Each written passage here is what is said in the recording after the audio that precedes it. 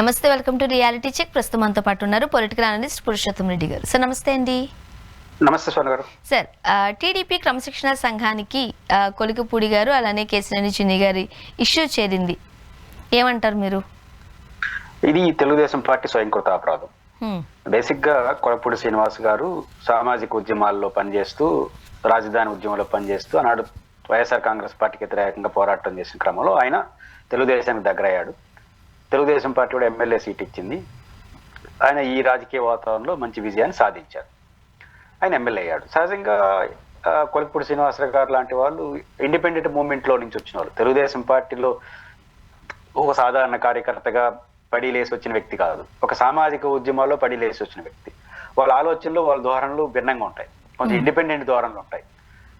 సహజంగా ఈ రాజకీయ పార్టీ వాతావరణంలో కొత్తదం కాబట్టి ఆయనతో ఎట్ట డీల్ చేయాలి, రొటీన్ పొలిటీషియన్గా ఉండేవాళ్ళు ఎట్ట డీల్ చేయాలి అనేది అక్కడికి పేచీ వస్తూ ఉంది. ఆ పేచీని తెలుగుదేశం పార్టీ ఎప్పటికప్పుడు కట్ చేయాలి. అందువినంగా నాంచి పెద్దది చేశారు. ఈరోజు ఎంపీతో ఆయన వర్సెస్ ఎంపీగా విషయం మారిపోయింది. ఇప్పుడు ఎంపీని తప్పుపట్టాలన్నా, కొలకపూడి గారిని తప్పుపట్టాలన్నా, ఇద్దరిని సర్దుకోమనేది కుదరని పని. చాలా బాగుంటుంది వినడానికి, సర్దుకోంబోండి అనే పాట ఎంత సర్దుకోంబోవడం అంటారో అది సర్దుకోంబోయేది ఎప్పుడు జరగదు. కాబట్టి సర్దుకోంబోవడం అనేది రాజకీయాలు కుదరదు. కాబట్టి వీళ్ళు సర్దుకోంబోండి అంటే వాళ్ళు పెద్ద ఇప్పుడు పుండుగా మారింది. ఈ మొత్తం వ్యవహారంలో కొలకపూడి గారు ఒక దూరం వెళ్ళాడు. నేను కొలకపూడి గారు చేస్తున్న ఆరోపణలు కరెక్టా, చిన్ని గారు చేస్తున్న ఆరోపణలు కరెక్టా కాదు, చాలా పెద్ద ఆరోపణ అది. కొలికపూడి గారు విత్ ప్రూఫ్ చూపిస్తున్నారు కదండి. నేను అదే అంటున్నా, ఆయన ఏకంగా పలానా బ్యాంక్ అకౌంట్ ద్వారా పలానా లక్షల రూపాయలు పలానా వ్యక్తి ద్వారా ఇచ్చాను, వాళ్ళకి అనుకూలంగా ఉన్న మీడియా అని ముద్రపడిన మీడియాలోనే ఆ వివరాలు చెప్పాడు. దానికి సోషల్ మీడియాలో పెట్టాడు ఆయన రికార్డు. అంటే ఆయన నేను డబ్బులు ఇచ్చాను 5 కోట్లు ఎమ్మెల్యే కోసం అని. రెండో ఆరోపణ జనరల్ పొలిటికల్ ఆరోపణ. అదేంటంటే ఆయన కేసినేని చిన్ని గారి చుట్టూ వైసీపీకి సంబంధించిన వాళ్ళు ఉన్నారు. ఇది పెద్ద ఆరోపణ. ఆయన చుట్టూ దందాలు చేసే వాళ్ళంతా వైసీపీ నుంచి వచ్చిన వాళ్ళు. ఈయనేమంటాడు, ఆయన వైసీపీతో సంబంధాలు అని ఈయన అంటాడు. ఇద్దరు కలిసి వైసీపీతో సంబంధాలు అంటారు. ఈ జాడ్యం యాడ్ నుంచి వచ్చింది, పై నాయకత్వం నుంచి వచ్చింది. ఇప్పుడు ఎవడన్నా దొరకని తెలుగుదేశం వాడు జగన్ మనిషి అని వేస్తారు. ఇప్పుడు వీళ్ళ party MLA candidate Thamballapalli Ramachandra Reddy మన పోటీ చేసి ఓడిపోయినాడు. ఇప్పుడు సారా కేసులో దొరికినాడు, సస్పెండ్ చేశారు, అంతవరకు బాగుంది. ఆయన జగన్ మనిషి అని వేస్తారు. రామచంద్ర అంటే ఎవడన్నా మన పార్టీలో తప్పు చేయని వాడు జగన్ మనిషి అంటారు. అది బాగా నేర్చుకున్నారు. పై నాయకత్వం చెప్తున్నాడు, మనమేం తక్కువ, మనకి వ్యతిరేకంగా ఎవడిని. ఇప్పుడు స్వర్ణ గారికి నాకు ఇష్టం లేకపోతే స్వర్ణ గారు తెలుగుదేశం మనిషి, మీకు నేను ఇష్టం నేను తెలుగుదేశం మనిషి, అయిపోయింది. ఇప్పుడు ఈ అలవాటు ఊరి నుంచి నేర్పించినాడు.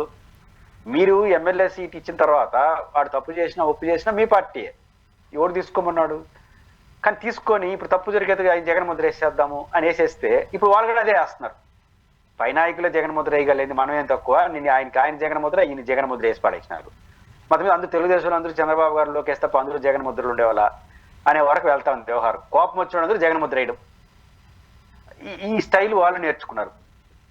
రెండో విషయం ప్రధానంగా పెద్ద ఆరోపణ ఏంటి, ఈ మొత్తం వ్యవహారంలో ఒక నిజాన్ని బయటపెట్టారు. తిరువూరు మున్సిపల్ గ్రామ పంచాయతీ మున్సిపల్కి సంబంధించిన వాటిలో మేము కేసినేని చిన్ని గారు ఒక మనిషిని అరేంజ్ చేసినాడు, ఆ మనిషి మాకు డబ్బులు ఇచ్చినాడు, ఆ డబ్బులతో వైసీపీ కొన్నామని చెప్పినాడు. అంటే ఇండైరెక్ట్గా ఏం చెప్తారు, రాష్ట్రంలో ఇదేనా, రాష్ట్రంలో వైసీపీ వాళ్ళు మీ దగ్గరకు వచ్చినందుకు డబ్బు ఇచ్చుకున్నట్టేగా. ఇప్పుడు ఆయన కేసు కాబట్టి ఆ దందా చేసి ఆయన ఎవరైతే మాకు డబ్బులు ఇచ్చినాడో కొనడానికి వైసీపీ కౌన్సిలర్ని, అతను ఏం చేసినా నువ్వు పట్టించుకోవద్దని ఎంపీ చెప్తున్నాడు అంటాడు. ఇంత పెద్ద విషయాలు వచ్చిన తర్వాత ఇంకా పంచాయతీ తేడా ఏంది? పంచాయతీ ఎప్పటి నుంచో ఉంది, పంచాయతీ తేలినట్టుగా అదో చేస్తున్నాడు. కానీ ఏదైనప్పటికీ కూడా ఈ మొత్తం ఎపిసోడ్లో కొలకపూడి గారు చాలా తీవ్రమైన ఆరోపణలు, చాలా తీవ్రమైన నిర్ణయానికి వచ్చాడు. ఈ మొత్తం ఎపిసోడ్లో తెలుగుదేశం పార్టీ తాడో పేడో తేల్చాల్సిన సమయం ఆసనమైంది. అది తెలుగుదేశానికి వచ్చే ప్రధాన చిక్కు ఎక్కడ వస్తుందంటే స్వర్ణ గారు, ఇప్పుడు కొలకపూడి గారు ఇది పార్టీకి నష్టం కదా అని అనుకోండి, మరి ప్రభాకర్ రెడ్డి గారు ఆడ ఎస్పీని తిడుతున్నాడు, ఎమ్మెల్యే అదేంది అంటాడు, వస్తుంది కదా. తర్వాత కడప జిల్లాలో ఈ ఏమంటారు మట్టి కోసం ఎక్కడో కొట్లాడుకున్నారు అధికార పార్టీ బీజేపీ ఎమ్మెల్యే, వాళ్ళ సంగతి ఏంటి అంటారు. ఇంకంతే కదా, మిమ్మల్ని మీ పైన చర్య తీసుకుంటే పురుషోత్తం సంగతి అంటారు మీరు. కాబట్టి తప్పు అద్దులు దాటినప్పుడే యాక్షన్లు తీసుకోవాలి. ఇప్పుడు వాళ్ళందరినీ వదిలేసి ఇంతవరకు వచ్చారనుకోండి, అంటే ఇంకెక్కువ మాట్లాడితే ఆయన మొన్న కార్డు చెప్పాడు, నేను ఎప్పుడు దళిత కార్డు వాడను, ఒక దళిత ఎమ్మెల్యేగా ఉన్న నా నియోజకవర్గంలో నన్ను పనిచేయట్లేదు అన్నాడు. ఇప్పుడు రేపు ఈ గరుకుంటే ఒకసారి కప్ప కోపం పాము కోపం, ఎడవమంటే పాము కోపం, వద్దంటే కప్ప కోపం, అక్కడ తయారైపోయింది దీని పరిస్థితి. కాబట్టి తెలుగుదేశం పార్టీ ప్రతిదాన్ని ఈ యొక్క స్వయంకృతాపరాధం. తప్పులు జరిగితే సరిదిద్దుకోండి, యాక్షన్ తీసుకోండి, ఇన్ టైంలో చేయండి. లేకపోతే మెల్లిగా నానుద్దాం, అవకాశం ఉంటే దీంట్లో కూడా జగన్ దోలదాం, దీని వెనకాల జగన్ నడుపుతాం, వాళ్ళు ఏదో పేరు దాన్ని నడపాలని చెప్పారు ఈ మధ్య తెలుగుదేశం వాళ్ళు కొలక్పుణ్ణి. ఇప్పుడు మీ పార్టీ ఎమ్మెల్యే మీరే పెట్టుకొని మళ్ళీ ఆయన నడపంటే ఎందుకు పెట్టుకుంటారు పార్టీలో? ఈ త్వర ఇప్పుడు స్వర్ణ గారు ఒక పార్టీలో జరుగుతుంటే పక్క పార్టీ వాడు ఏం చేస్తాడు, అటు గెలుతాడు. అది సహజం కదా, మనం గెల్లా. ఇప్పుడు రఘురామకృష్ణరాజు వైసీపీ ఎంపీ అని 5 ఏళ్ళు గెలినాం కదా టీవీలో కూర్చొని. చాలా ఉంటాయి ఇట్లా రాజకీయాలు. కాబట్టి తెలుగుదేశం పార్టీ స్వయంకృత అపరాధం, దీని మూల్యాన్ని వాళ్ళు చెల్లించుకుంటున్నారు. కాబట్టి బరస్ట్ అయ్యి ఆధారాలతో డబ్బులు ఇచ్చామని చెప్పినాడు కాబట్టి ఇక తాడో పేడో తేల్చుకోవాల్సిన పరిస్థితి తెలుగుదేశానికి వచ్చింది. అంటే ఇంత రాజకీయ అనుభవం ఉన్న చంద్రబాబు నాయుడు గారు ఎప్పుడు కూడా రాజకీయ సమీకరణాలు ఒక వ్యక్తిని పార్టీలోకి చేర్చుకోవడానికి కావచ్చు, సీట్ ఇవ్వడానికి కావచ్చు, ఎమ్మెల్యేగా గెలిపించడానికి కావచ్చు, ఎవరి లెక్కలు వాళ్ళకు ఉంటాయి. ఇప్పుడు కొలిగిపూడి గారు జగన్ గారి మీద పోరాటం చేసి టీడీపీలోకి వెళ్ళిన వ్యక్తి. ఓకే, అదే మాకు చాలు అనుకునే మనస్తత్వమో లేకపోతే అదే రాజకీయం అనుకునో పార్టీలో చేర్చుకున్నారు, ఎమ్మెల్యే అయ్యారు. ఇప్పుడు సొంత పార్టీకి చెందిన నేతల మీదనే తీవ్ర ఆరోపణలు చేస్తున్నారు విత్ ప్రూఫ్స్తో. ఇది గెస్ చేయలేమా? కొలకపూడి గారు విషయం ఎలా ఉన్నా చాలా యూట్యూబ్లో చూడండి మీరు, యూట్యూబ్ వేస్తే కొమ్మంటారు, చాలా మంచి రోల్ పోషించారు. జగన్మోహన్ రెడ్డి గారు ఉన్నప్పుడు ఎట్టబడితే అటు తిట్టారు, జగన్ని బాగుందని ప్రోత్సహించారు. ఇప్పుడు అధికారంలో తెలుగుదేశం వచ్చినప్పుడు తెలుగుదేశాన్ని తిడుతున్నారు. రీజన్ ఏంటంటే మేం కదా జగన్ ఓడించింది, ఇప్పుడు అధికారంలోకి వచ్చిన తర్వాత మాకు కదా ప్రయారిటీ అంటే వాళ్ళకి ఎవడు ప్రయారిటీ ఇస్తాడు? ఇప్పుడు యూట్యూబ్ పెట్టుకున్న వాళ్ళకి, నాకు, మీకు అందరికి ప్రయారిటీ ఇచ్చుకుంటా పోతా ఉంటే ఇంక పార్టీ ఆడ ఉంటుంది. ఒక ఆయన ఆడి వరకు పోయినాడంటే అసలు యుద్ధం చేసింది జగన్తో మేము అంటే తెలుగుదేశం పార్టీలో గ్రౌండ్ లెవెల్లో పోలింగ్ ఏజెంట్లుగా పార్టీ జెండా మోషన్లు అంతా యుద్ధం చూశారంట. ఈ సాయంత్రం 7 నుంచి 9 వరకు డిబేట్లో కూర్చొని నాలాగా ఉపన్యాసం చెప్తుంటారు కదా, వీళ్ళు యుద్ధం చేసినారంట జగన్తో. అంటే మేము గెలిపించింది అంటున్నారు. సాయంత్రం 7 నుంచి 9 వరకు కూర్చున్న వాళ్ళందరూ గెలిపించారు తెలుగుదేశాన్ని. ఆడ 365 రోజులు సంవత్సరానికి 5 ఏళ్ళు కష్టపడిన వాళ్ళు ఏంటి అంటే యుద్ధం చూసినారంట. ఈ స్థాయికి వచ్చేసినారు. ఇంకా దీన్ని అప్పుడు ఎంకరేజ్ చేసాం. ఆ రోజు జగన్ మీద రాళ్ళేస్తా అంటే బాగుందని ఎంకరేజ్ చేసినాం. ఇప్పుడు వాళ్ళు అలవాటు ఆడిపోతుంది, వాళ్ళ పనులు జరిగితే బాగుందంటే, లేకపోతే రివర్స్లో అదే రివర్స్ మీ మీద కొడతారు. కాబట్టి ఇది కొంత ఇవన్నీ స్వయంకృత అపరాధాల కింద వస్తాయి. ఇప్పుడు ఈ ఇష్యూలో చిన్ని గారికి సంబంధించో లేదా కొలిగిపూడి గారికి సంబంధించో ఆ డెసిషన్ ఎలా ఉండే అవకాశం ఉందంటారు? ఎవరికో ఒక వైపు నుంచి అయితే మాట్లాడాలి కదా. ఇప్పుడు ఇద్దరిని సర్దడం తప్ప తెలుగుదేశానికి ఏ మార్గం లేదు. ఇద్దరిని సర్దుకోవాల్సింది. ఎందుకంటే చిన్ని గారు ఒక బలమైన నాయకుడు, ఆయన వదులుకోలేరు. కొలకపూడి గారిని ఏమన్నా అంటే కొత్త కోణాలన్నీ వస్తాయి. కాబట్టి పైపించి నీకు ఆరోపణలు చేస్తున్నారు, న్యాయాలు ముందుకు వచ్చేస్తాయి. కాబట్టి కొలకపూడి గారిని అంటే ఒక సమస్య, చిన్ని గారిని అంటే ఇంకొక సమస్య. కాబట్టి ఇద్దరిని సర్దుకునే ఏర్పాట్లు ప్రారంభంగా చేస్తారు. ఇది సర్దుకోదు. ఎందుకంటే రాను పరిస్థితులు, అధికారం ఇవన్నీ వస్తాయి. కాబట్టి సర్దుకునేది కాదు ఇది. ఎవరో ఒకరు సర్దుకోవాల్సిన పరిస్థితి వస్తుంది. చివరికి ఇప్పుడు అధిష్టానం అర్థం సర్దుకొని వాళ్ళిద్దరిని సర్దే పరిస్థితి వచ్చింది. మామూలుగా అయితే వీళ్ళిద్దరిని దబాయించి ఇద్దరి సంగతి తేల్చాలి, ఎవరు తప్పైతే వాళ్ళది. ఇప్పుడు వాళ్ళు తెలుగుదేశం పార్టీ సర్దుకోవాల్సి వస్తుంది. ఇతరులను సర్ది సర్దుకొని మీరు కొంచెం సర్దుకోండి, ఆయన నిన్నంటే ఒక సమస్య, ఆయనంటే వరకు వస్తుంది. ఒక క్లిష్టమైన సమస్య, తప్పొప్పులు కాదు. ఆయనంటే ఒక సమస్య, ఇన్నంటే ఒక సమస్య, ఇద్దరినంటే ఇంకొక సమస్య. కాబట్టి ఇద్దరిని సర్దుకోమంటారా అనేది నాకు అనిపిస్తుంది. అంటే ఇప్పుడు ప్రజలైతే గమనిస్తున్నారు ఎవరు సర్దుకుంటున్నారు, ఎవరు అడ్జస్ట్ అవుతున్నారు అని. ఇది ప్రజల్లోకి ఎలాంటి సంకేతాలను అందిస్తుంది అనుకోవచ్చు? ప్రతి ఎపిసోడ్ ప్రభాకర్ రెడ్డి గారిది, ఇంకా చాలా మంది ప్రతి ఎపిసోడ్ తెలుగుదేశం పార్టీ రాంగ్ ఎపిసోడ్గానే వెళ్తా ఉంది. కాబట్టి ఈ రాంగ్ ఎపిసోడ్ ఎందుకు వెళ్తా ఉందంటే అదుపు తప్పుతా ఉంది. తప్పు చేసిన ఎమ్మెల్యేల పట్ల, తప్పు చేసిన నాయకుల పట్ల కఠినంగా వ్యవహరిస్తే ఈ సమస్య రాదు. అది కూడా ఇన్ టైంలో చేయాలి. నిర్లక్ష్యం చేస్తే అది మెడకు చుట్టుకుంటుంది. అదే ఇప్పుడు తెలుగుదేశం పార్టీ పేచ్ చేస్తూ ఉంది. ఇప్పుడు రోగం ప్రారంభ దశలో ఉంటే సింపుల్గా కోర్సుతో అయిపోతుంది. అది ముదిరి పాకాన పడితే గమనించకపోయినా, గమనించి నిర్లక్ష్యం చేసినా ఆపరేషన్ చేయాల్సి వస్తుంది. ఇప్పుడు తెలుగుదేశం పార్టీలో ఆపరేషన్ చేయాల్సిన ఛార్జ్, ఆపరేషన్ ఇప్పుడు ప్రమాదకరం. ఇప్పుడు ఆపరేషన్ చేసుకుని ఇంకా పోతే ముదిరిపోయి ఆపరేషన్ స్టేజ్ దాటిపోతుంది. కాబట్టి ఆపరేషన్ స్టేజ్ దాటికొచ్చి ఇప్పుడు ఆపరేషన్ అన్న శుద్ధంగా చేసుకోవాల్సిన పరిస్థితి వాళ్ళకి వస్తుంది. అంటే ఇక్కడ ఇంకొక విషయం సార్, ఎందుకు కొలిగిపూడి గారు పదే టీడీపీకి సంబంధించిన వాళ్ళపై ఏదో ఒక ఆరోపణ చేస్తున్నారు? ఆయనకి ఏం కావాలి అసలు? గారు లేవనెత్తిన అంశాలకు తెలుగుదేశం సమాధానం చెప్పాలి కదా. ఆయన లేవనెత్తేదండి, నేను ఎమ్మెల్యే, నా మున్సిపల్ కమిషనర్ని నాతో పనిచేయని అంటాడు. దీనికి ఎవరు సమాధానం చెప్పాలి? అవునో కాదు వాళ్ళు చెప్పాలి. ఇప్పుడు మున్సిపల్ కమిషనర్ దగ్గరికి వెళ్ళి నేను మున్సిపాలిటీలో డెవలప్మెంట్ కోసం ఇది చేసినాను, మంత్రిని తీసుకు ఒక 5 కోట్లు 10 కోట్లు టెండర్ల వరకు తీసుకొచ్చాను, టెండర్లు ఎంపీ ఆపిచ్చేస్తున్నాడు అంటాడు. నువ్వు 7 నియోజకవర్గాలు ఉంటాయి ఒక ఎంపీ పరిధిలో, మిగతా నియోజకవర్గాలు ఎలా ఉంటావు నాతో అలా ఉండు అంటున్నాడు. ఈ ప్రశ్నలకు సమాధానం మనం ఏడు చెప్తాం? విజయవాడ 3-4 ఎమ్మెల్యేలు ఉన్నాయి, వాళ్ళతో ఒక రకంగా ఉంటావు, వాళ్ళంతా పెద్దవాళ్ళు కాబట్టి వాళ్ళ జోలికి పోవు, నేను చిన్నవాడు కాబట్టి నా జోలికి వస్తావా అంటున్నాడు. మనం యాడికి పోయేది ఇక్కడికి? ఇది మౌలికమైన ప్రశ్న. రెండోది, ఒక ఆయన్ని పిలుచుకొచ్చినావు, కౌన్సిల్లో కొనడానికి డబ్బులు ఇప్పించినావు, కొన్నాను, గెలిపించుకున్నావు, ఇప్పుడు వాడు ఏం చేసే పనులన్నీ ఆపేయమంటున్నావు, నేను ఆపేది అంటాడు. దాంట్లో అనైతికంగా ఉంది. కొలకపోతే డబ్బులు ఇచ్చుకున్నప్పుడు ఇప్పుడు కొనడానికి డబ్బులు ఆయన ఇచ్చినాడు, ఇప్పుడు ఆయన చెప్పి ఊరికే ఇచ్చాడు. ఏమన్నా మన మహాత్మా గాంధీ వారసులో స్వతంత్ర పోరాట సమరయోధులు ఎందుకు డబ్బు ఇచ్చినాడు? కొనడానికి డబ్బులు ఇచ్చినట్టు అనైతిక పనులు చేసేవాడు అనైతిక పనులు ఇచ్చినాడు. ఇప్పుడు నేను వదలను అంటాడు. డబ్బులు మాత్రం తీసుకొని కొన్నాను, బట్ ఆయన చేసే ఏదో పనులు మాత్రం ఒప్పుకోనంటే అది అట్లా కుదురుతుంది కదా. అందరిది గందరగోళం వ్యవహారం. దీన్ని ఆ పార్టీ భరించాల్సిందే. మద్యం కేసులో జోగి రమేష్ గారిని అరెస్ట్ చేశారు. ఈ ఎపిసోడ్కి సంబంధించి ఏమంటారు?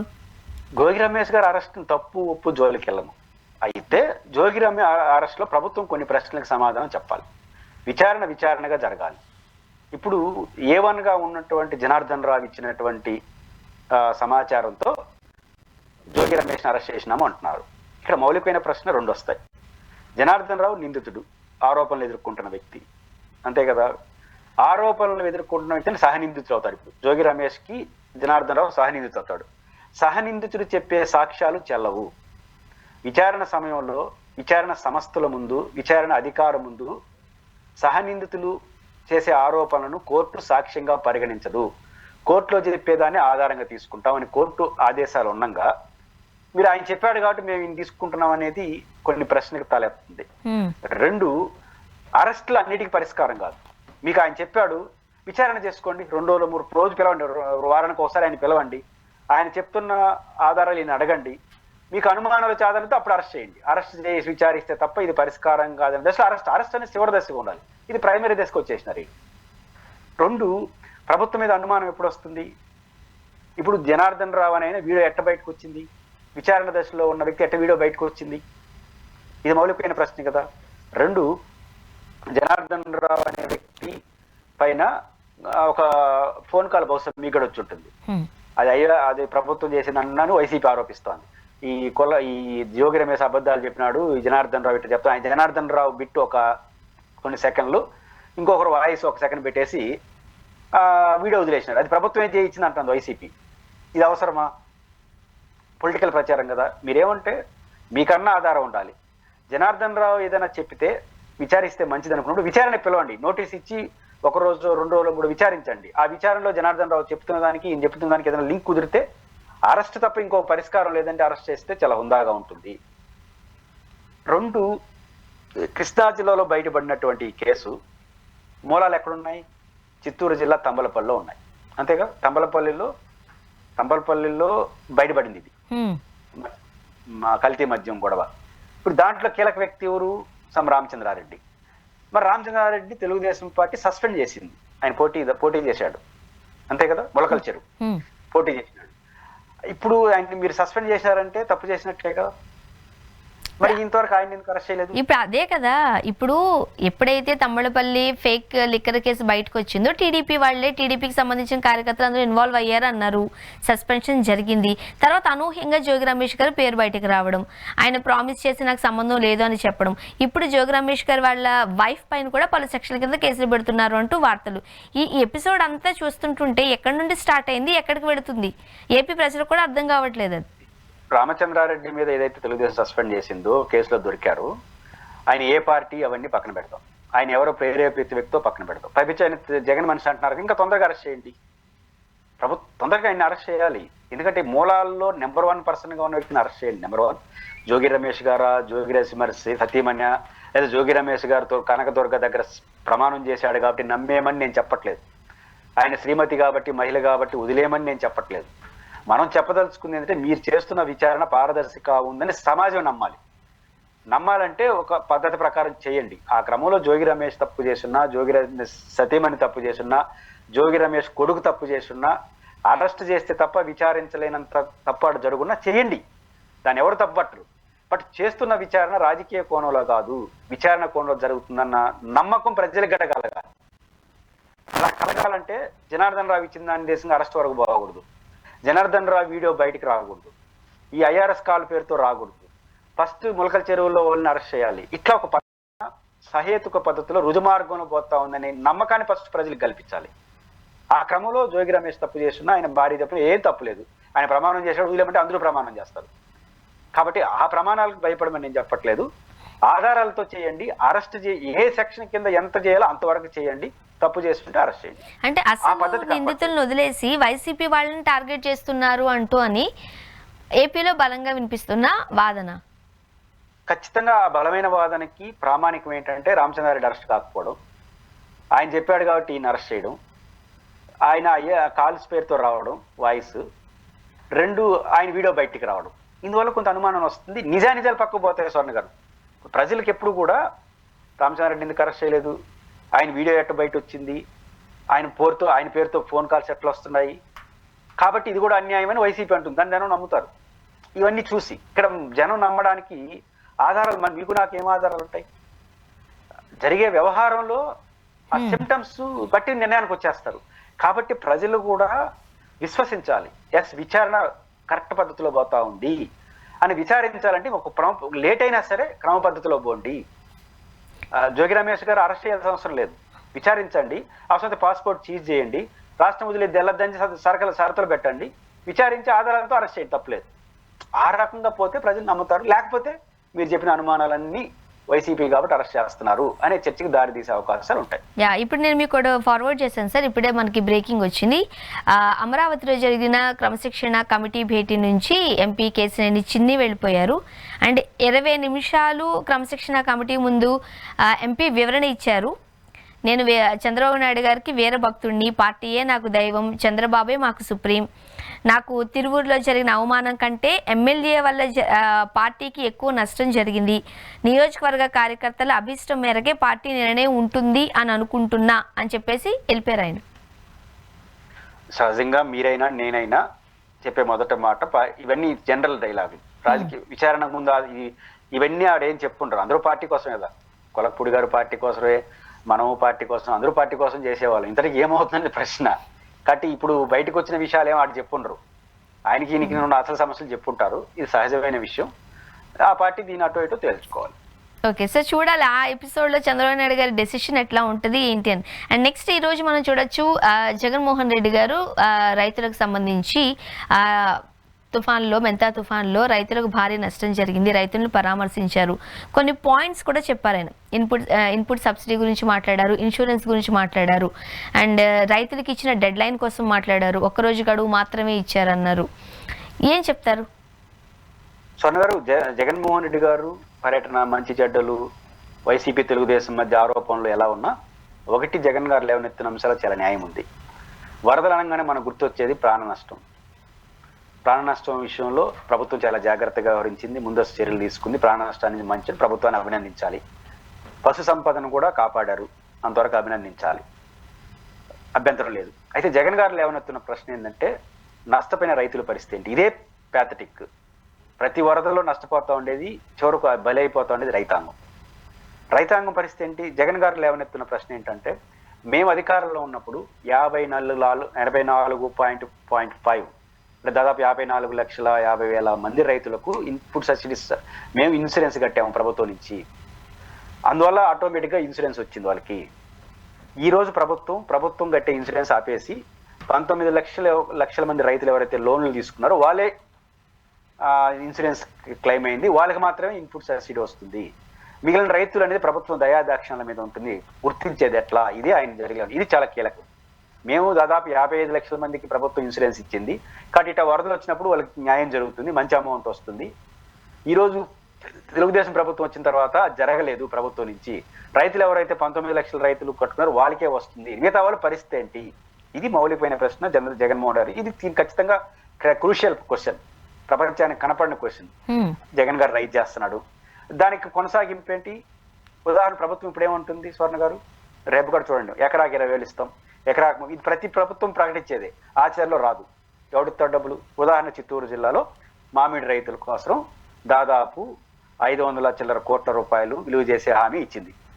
45,000 మంది రైతుల నుంచి 4.5 లక్షల టన్నుల తోతాపూరి మామిడిని ఫ్యాక్టరీలు తోలారు జగన్మోహన్ రెడ్డి గారు బంగారుపాలెం వచ్చినప్పుడు.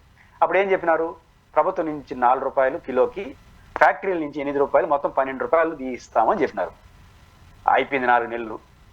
చివరకు మళ్ళీ రైతులు ఆందోళన చేస్తే అప్పుడు ప్రభుత్వం ఇవ్వాల్సిన 4 రూపాయల వాటాను బ్యాంక్ అకౌంట్లు వేసింది. ఇంకా ఆ గుజ్జు ఫ్యాక్టరీలు ఇవ్వాల్సింది 8 రూపాయలు ఇవ్వట్ల, 360 కోట్లు ఇవ్వట్ల. చిత్తూరు జిల్లా సొంత జిల్లా సీఎం గారు ఇవ్వాల.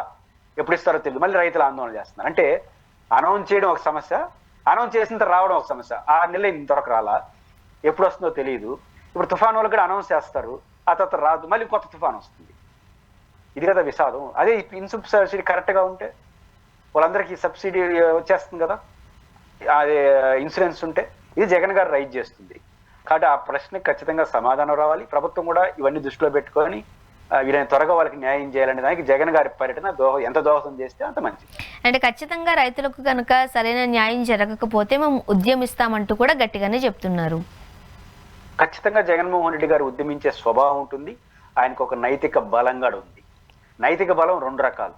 నెంబర్ 1, నేను 55 లక్షల మంది రైతులకు ప్రభుత్వం నుంచి ఇన్సూరెన్స్ కట్టాను, మీరు కట్టలేదు కాబట్టి ఈ సమస్య వచ్చింది. అది ఆయనకున్నటువంటి నైతిక బలం.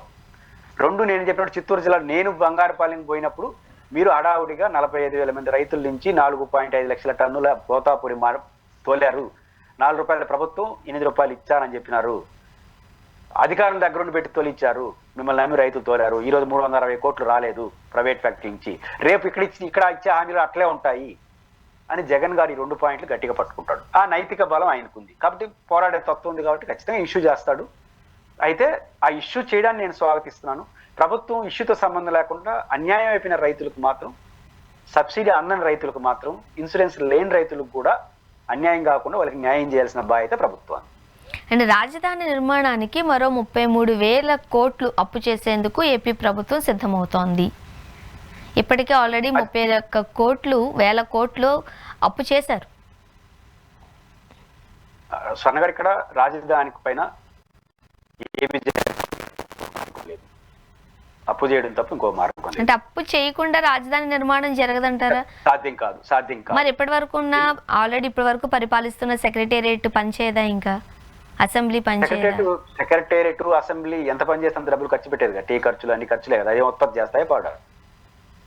ఏదో ఐటీ కంపెనీలు ఉంటే అవి తిరిగి ఉత్పత్తిని ఇస్తాయి. ఇప్పుడు సెక్రటేరియట్లు అంటే అధికారులు పనిచేస్తారు, వాళ్ళ కార్లు ప్రభుత్వం వేయాలి, వాళ్ళకి టీలు ప్రభుత్వం వేయాలి. అదే ఉత్పత్తి కేంద్రాలు కాదు. ఇప్పుడు పెట్టినవన్నీ ఉత్పత్తి కేంద్రాలు కావు, ఖర్చు కేంద్రాలు, అడ్మినిస్ట్రేషన్ యాంగిల్. ఎప్పుడు ఐటీలు వ్యవస్థలు సంస్థలు ఫ్యాక్టరీలు వస్తే అవి రావాడికి ఇప్పట్లో టైం పడుతుంది.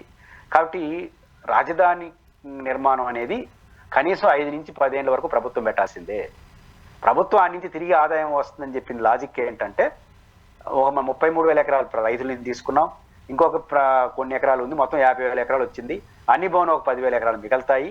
ఫ్లాట్లు వేసి అమ్మితే 1,00,000 కోట్లు వస్తాయి. ఎప్పుడు ఫ్లాట్లు వేయాలి, అమ్మాలి, అది ఎప్పుడు తెలియదు. ఇంకా రైతులకే ఫ్లాట్లు ఇలా, ఇంకా డైవర్షన్ చేయాలి. దానికి ఇప్పుడు ఇవన్నీ చేయాలంటే 40,000-50,000 కోట్లు అవుతుంది. అంటే అమ్మడానికి కావాల్సిన ఏర్పాట్లు చేయాలంటే 50,000 కోట్లు అవుతుంది. ఆ 50,000 కోట్లు అయితే తప్పు చేయాల్సిందేగా. 50,000 కోట్ల తర్వాత ఆ ఫ్లాట్లు మీరైనా నేను ఎప్పుడు కొంటాం? ఆడి రోజు ఫ్లాట్ కొంటే 5 ఏళ్ళకి మీరు అప్పుడు మీ హైదరాబాద్లో కొనాలంటే కొంచెం ఉత్సాహం వస్తుంది, ఏ రోజు రేపు పెరుగుతుందని. అమరావతి ఆ నమ్మకం రావాలి. ఫస్ట్ మనం రూపాయి పెట్టుబడి ఖర్చు పెట్టి సంపాదించిన వాళ్ళు జీతంతోనో ఇంకో దాంతోనో కష్టపడి ఆడ ఒక ఫ్లాట్ కొనాలంటే ఇవన్నీ ఆలోచించి ఈ లెక్కలేస్తాం. విశాఖపట్నంలో కొంటే బెటరా, తిరుపతిలో పెడితే, హైదరాబాద్లో కొంటే బెటరా, అమరావతిలో 10 రూపాయలు ఆడొస్తుందని ఆ నమ్మకాన్ని మళ్ళీ కల్పించాలి. ఇవన్నీ కల్పించడానికి 1,00,000 కోట్లు అవుతుంది. ఆ 1,00,000 కోట్లు అప్పు చేయాల్సిందేగా. రాష్ట్ర ప్రభుత్వం దగ్గర డబ్బులు లేవుగా. కాబట్టి అమరావతిలో ఒక 5 నుంచి 10 ఏళ్ళ వరకు జరిగే ప్రతి నిర్మాణం అప్పుతో కూడుకున్నదే. ఆ తర్వాత ఏం జరుగుతుందో తెలియదు. ఆ 1,00,000 కోట్లు వస్తుందా రాదా ఎవరు ఊహలు వాళ్ళకి. కానీ ఈ ఊహల్లో అమలయ్యారు ఒక 5 ఏళ్ళు 10 ఏళ్ళు అప్పు చేయక తప్పదు. దీన్ని ఎవరు నిందించాల్సిన అవసరం లేదు. అప్పు చేయక తప్పదు, అప్పు చేస్తారు. సో దాని పర్యవసానాలు రాష్ట్రం ఏమవుతుంది అనేది ఈ కాలం నిర్ణయిస్తుంది. చూద్దామండి. థ్యాంక్ యూ సో మచ్ అండి, మీ అభిప్రాయాలు పంచుకున్నారు. Thank you very much. ఇది వాళ్ళ రియాలిటీ చెక్. Stay tuned.